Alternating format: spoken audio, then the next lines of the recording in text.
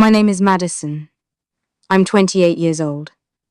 And today, I'm going to tell you about my wedding day. The day that was supposed to be the happiest moment of my life, but turned into my worst nightmare. But you know what?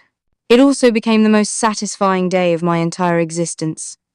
Look, I come from a middle-class family. My dad was a school teacher. My mom stayed home and raised me and my brother. We didn't have much money, but we had love. We had respect.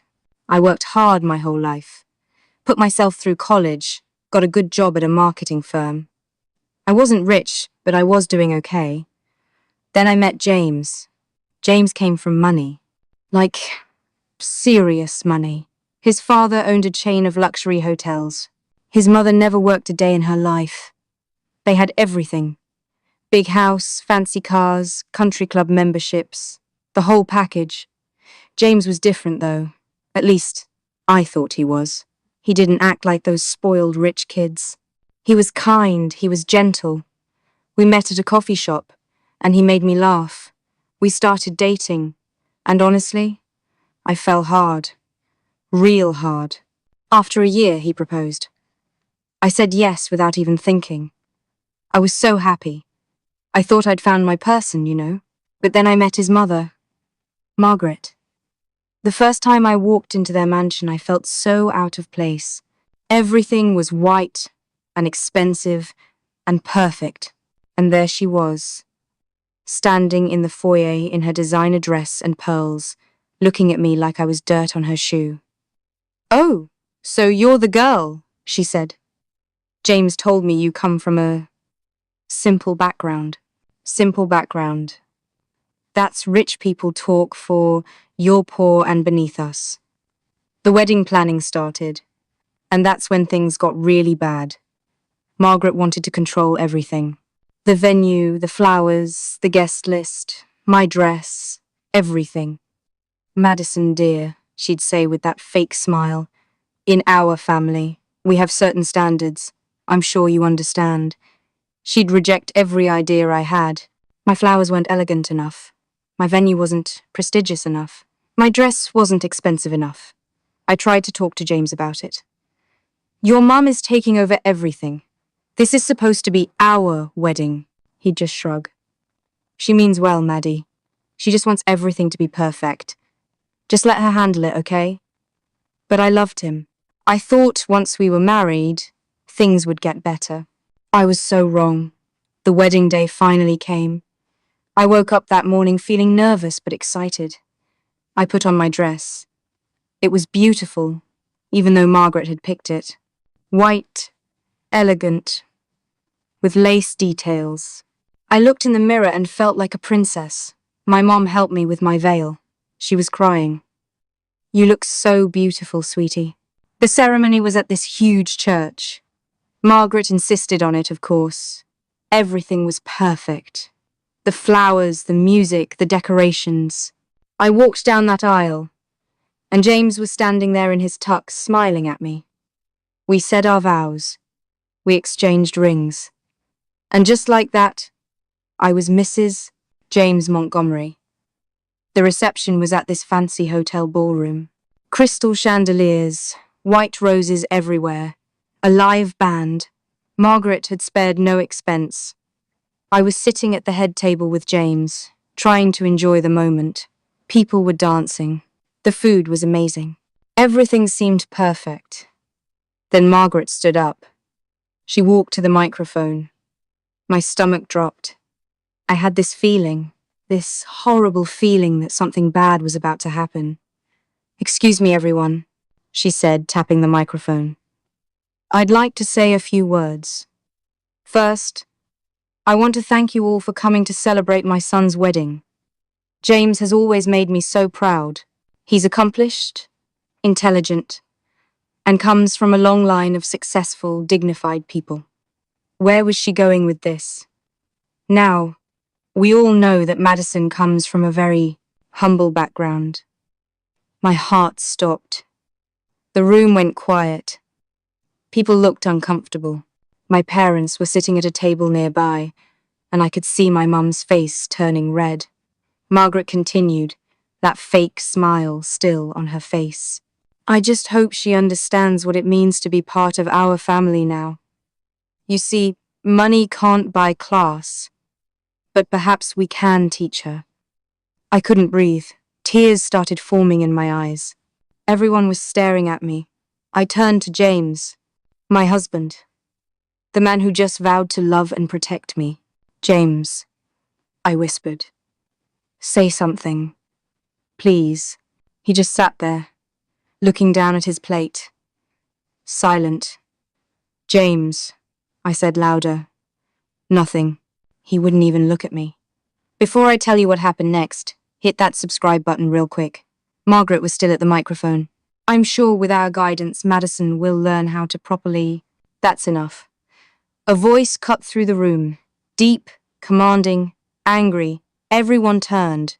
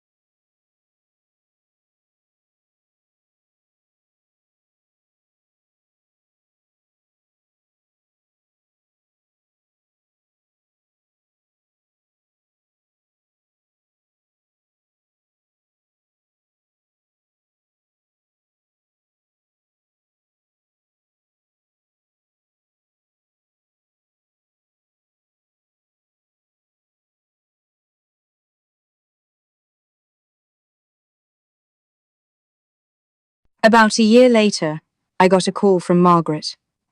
I almost didn't answer. Madison, it's Margaret. I need to talk to you. Please. I agreed to meet her at a coffee shop. She looked different, older, tired. James and I don't talk anymore, she finally said. He blames me for losing you, and he's right too. I didn't say anything. I was cruel to you, Madison. I did it because I was afraid you'd take my son away from me, so I tried to make you feel small. She wiped her eyes. But all I did was drive him away.